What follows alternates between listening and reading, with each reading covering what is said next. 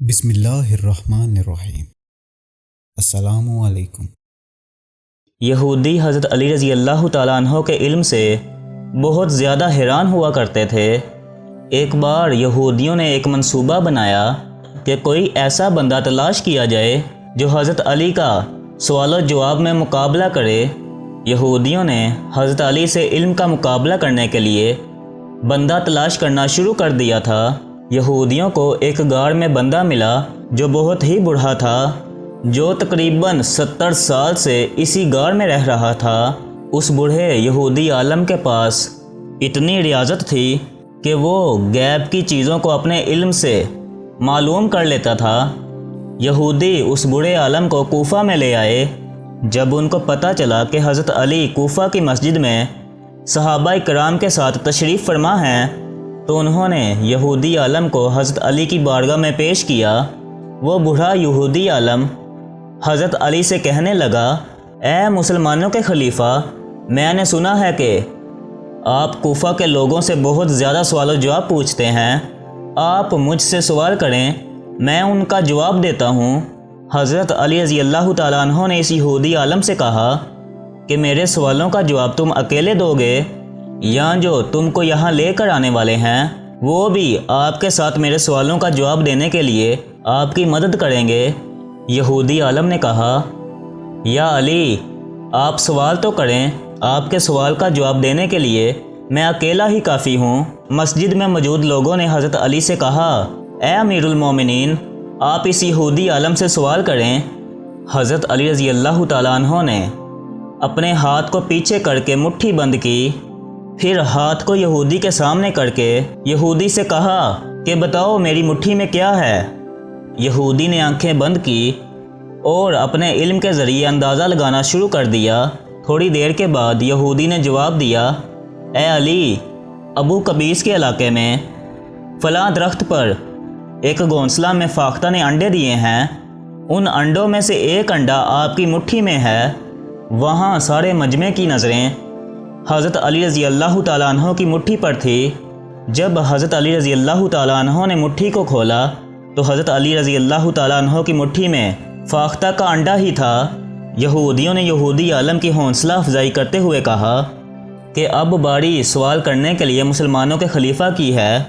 ان یہودیوں کی بات سن کر حضرت علی رضی اللہ تعالیٰ عنہ اپنے ممبر سے نیچے اتر آئے اور انہوں نے وہی انڈا یہودی عالم کی ہتھیلی پر رکھ کر فرمایا، اس انڈے کو وہیں رکھ کر دکھاؤ جہاں سے میں نے اس انڈے کو لیا ہے۔ حضرت علی رضی اللہ تعالیٰ عنہ نے جب یہ یہودی عالم سے کہا کہ انڈا وہاں ہی رکھ کر دکھاؤ، تو یہودی عالم حضرت علی رضی اللہ تعالیٰ عنہ کے قدموں پر گر کر کہنے لگا، یا علی، جو میں نے جواب دیا ہے وہ تو ایک عالم کر سکتا ہے، لیکن اب جو آپ کہہ رہے ہیں وہ ایک عالم کے بس کی بات نہیں ہے۔ یہودی شرمندہ ہوا اور مسجد کے دروازے کی طرف بڑھنے لگا، تو حضرت علی رضی اللہ تعالیٰ عنہ نے فرمایا، اے یہودی عالم، اگر تو یہاں تک آ ہی گیا ہے تو مجھے یہ بتاتا جا کہ تو نے غیب کا علم کہاں سے لیا ہے۔ حضرت علی رضی اللہ تعالیٰ عنہ سے مخاطب ہو کر یہودی کہنے لگا، اے امیر المومنین، میں ریاضت کی وجہ سے میں غیب کا علم جاننے کی صلاحیت رکھتا ہوں۔ مولا علی نے فرمایا، یقیناً تو نے اپنے نفس کو مارا اور یہ مقام حاصل کیا۔ یہودی عالم نے جواب دیا، جی۔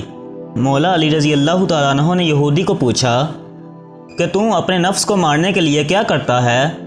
یہودی نے جواب دیا کہ میرا نفس جس طرف مجھے مائل کرتا ہے میں اس کام کو کرنے سے پرہیز کرتا ہوں، جس کام کو کرنے کے لیے میرا نفس مجھے روکتا ہے میں وہ کام ضرور کرتا ہوں۔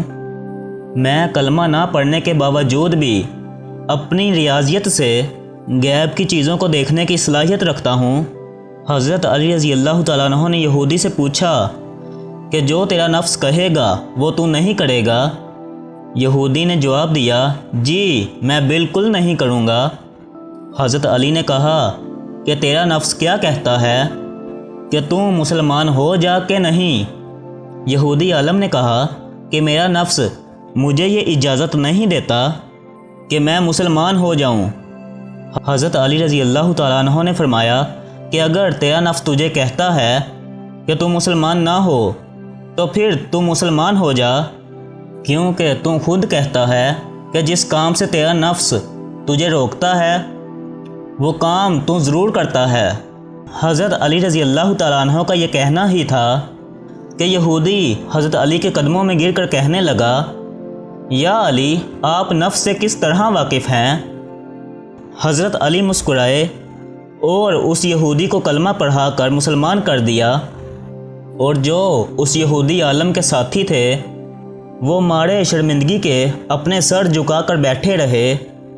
ناظرین، کمنٹ باکس میں اللہ کے 99 ناموں میں سے ایک نام ٹائپ ضرور کیجئے گا۔ شکریہ۔